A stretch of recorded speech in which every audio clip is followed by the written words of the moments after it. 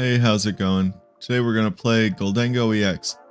Now this is basically the list that Jesse Parker and JW Kriewall and Andrew Mahone played to NAIC, but on the podcast they said that the Silene was bad and they would cut it for a Turo. I ended up cutting it for a second Retrieval because the play of Charizard EX has been picking up and you really want more Retrievals to knock out Charizard, so that's what I ended up going with. There's already a Turo and a Pal Pad in here. I didn't have any problems with not having enough Turos, but yeah, so this is the deck. This is what I used to get to Arceus League finally. I always almost get there and then end up playing some weird decks and going back down and end up going back and forth a lot.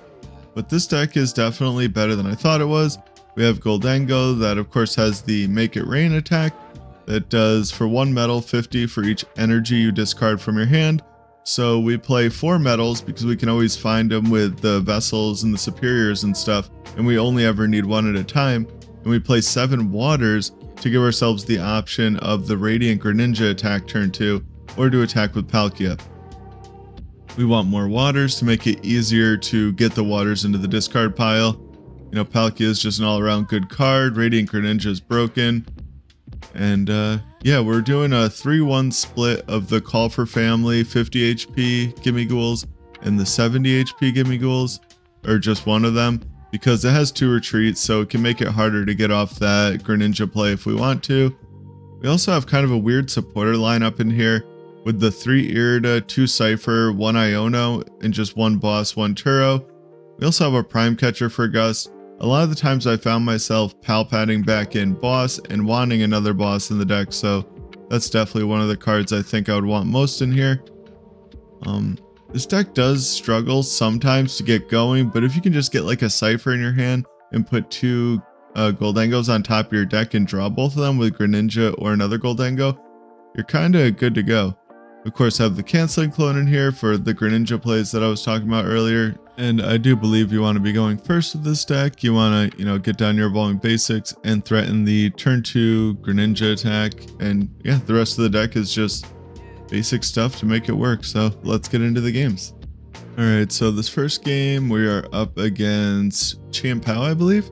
And this is a pretty good start for us. Get down the Ninja and hopefully get a Nest Ball or something. Do end up getting a Vessel, which is fine. I really wanted to get down a Palkia V, but I kind of really want all these cards in my hand. I was thinking about Vesseling away the Retrieval and then Ultra Balling away the 2 energy that I got to get a Palkia V to keep the option open for the turn 2 Greninja. And after I see what I'm playing against, I really wish that I did that. Maybe they would have played different. I'm assuming they would have played a little bit different if I had a Palkia down and 3 water into the discard pile.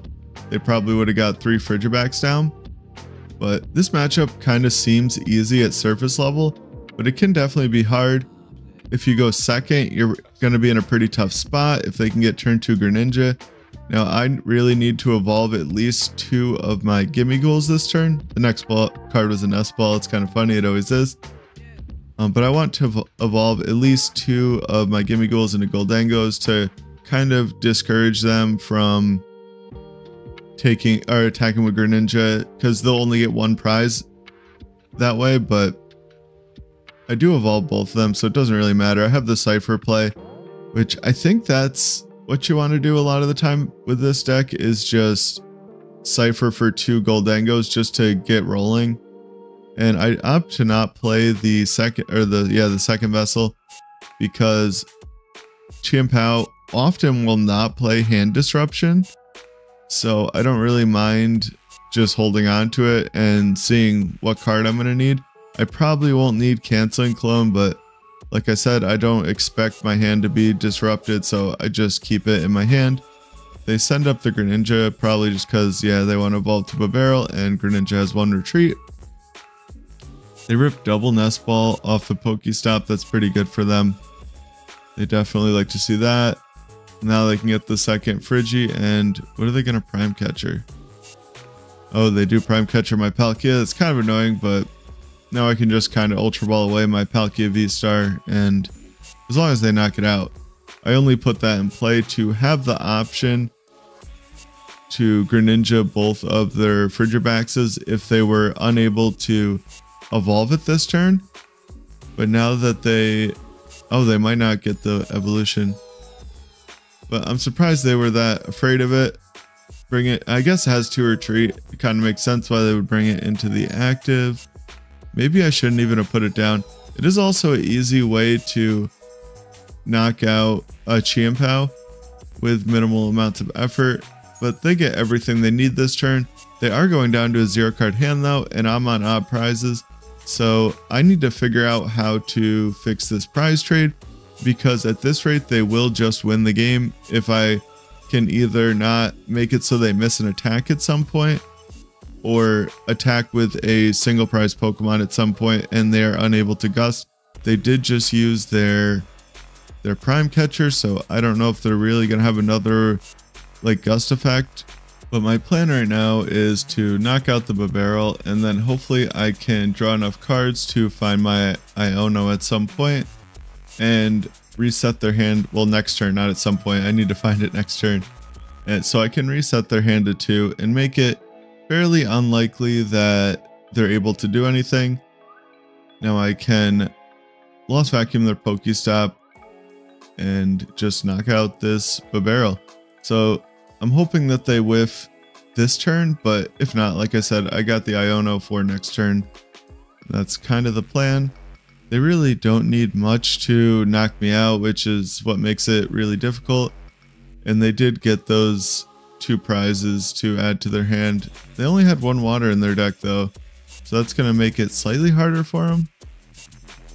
They do just Irida for superior. I think that they have 2 superiors left as well, which makes it a lot harder. If they could have used the Silene for turn, that would have made this game almost unwinnable. They do get all their energy. Now they're going to have 4 cards in hand, so I definitely want to disrupt their hand. I'm going to probably play the Iono right away because, yeah, I don't want to draw into more energy retrieval cards. It is very easy to knock out a Chimpao with Gholdengo, but this is kind of why this matchup can be a little bit scary and a little bit, I don't know, sacky too, I guess. Like, whoever gets the first prize knockout, and then both players have the option for a turn 2 Greninja to just completely cripple each other's setup. And I definitely don't want to play PokéStop. I don't want to give that to them. Even though I would have liked to, I did prize 2 superiors. I guess this is a really good matchup to prize 2 of them. But I would have liked to use the PokéStop last turn to get a little bit closer to Prime Catcher.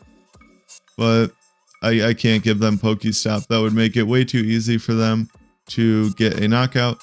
They do have an Irida though. That's kind of scary. They Irida for Vessel. Oh, they must, yeah, they don't have an energy in their hand.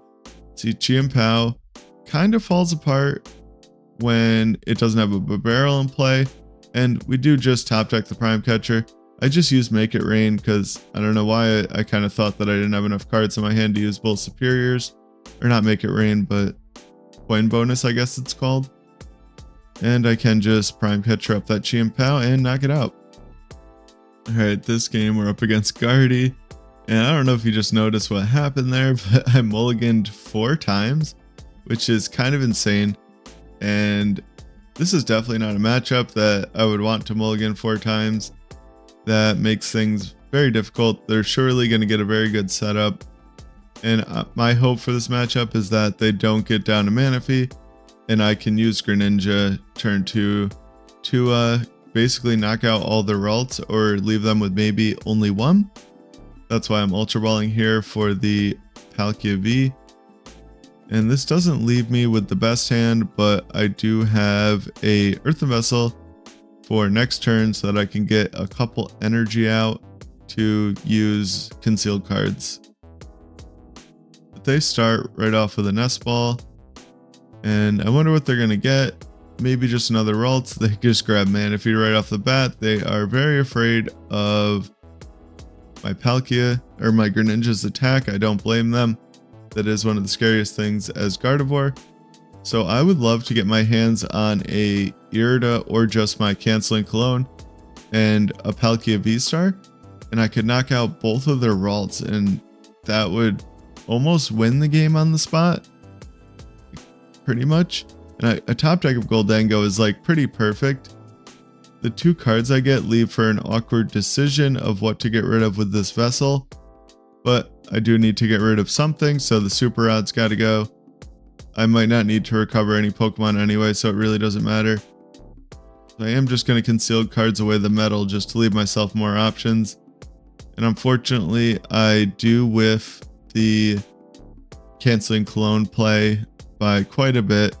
Well, not quite a bit, just an Irida would have got me Canceling Cologne, Palkia VSTAR, basically win the game. I do opt to Prime Catcher. I think this is fine because they only had down 2 Ralts. If they had down more than 2, I don't know if it would have been worth it. But I do value knocking out basically 50% of their potential draw for next turn. And I get a Buddy Poffin of my own, which is pretty good.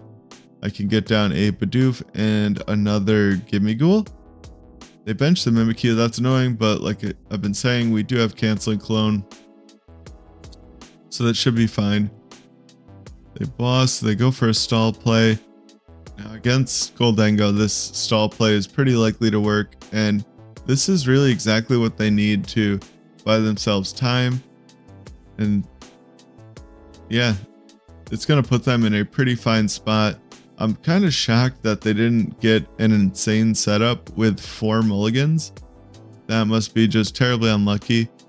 I want a Superior here just to get down an attachment on the Palkia so that I can either retreat next turn or start attacking without using the VSTAR. But I do just end up not doing that and passing. I kind of wanted to keep those cards. I don't know why I didn't just, or no, I didn't want to put the energy back into the deck in case they Iono'd, which they did. Gardevoir Ionos a lot, so I already did all the work to get those energy out of the deck. So I wanted to keep them in the discard. And you don't need to do the Greninja play to win this match, I don't think. I'll be pretty fine just attacking with Palkia this turn. We top deck Irida. We needed her a few turns ago. She wasn't there though. And I can just keep drawing. I can grab the VSTAR with the Irida whenever. I do get it. I was debating ciphering to try and put some stuff on top of my deck, but my Bibarel is prized, so I didn't end up doing that. I can just Star Portal. I do have to put a water onto my Greninja though, because this Mimikyu could definitely be a pain. And I do want to boss up the Kirlia to knock it out. Of course, this is one of those times where I was planning that all turn, and then I almost like played an Irida or a Cypher to, I don't know, do something like thinking that I could still boss afterwards, or forgetting that that was the plan.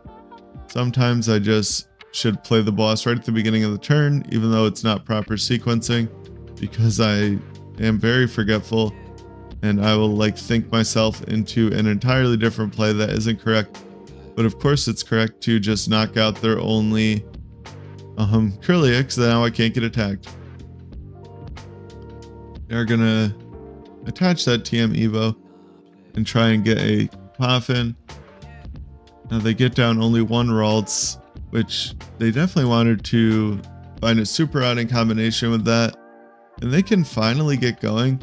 This is like one of the slowest Guardy setups I've ever seen, but I'm only at 4 prizes, and they can win up to like when I've taken 3 prizes. So they're definitely still in this. My opponent does evolve right up to the EX. I wonder if they were like burned a few times by not finding the EX on the turn they want to attack. But as far as they know, they would think that their Mimikyu is safe and they could just attach to it and hit me for 70, which is probably the play that they're going to do, try and just attack with Mimikyu a bunch. I'm going to Irida for the Canceling Cologne just to keep as much pressure as possible on. I don't want to risk losing this game, and I think giving them too much time is going to be the way that I could lose it. And now at this point I can Pal Pad back my boss, hopefully find, well, this is kind of my plan.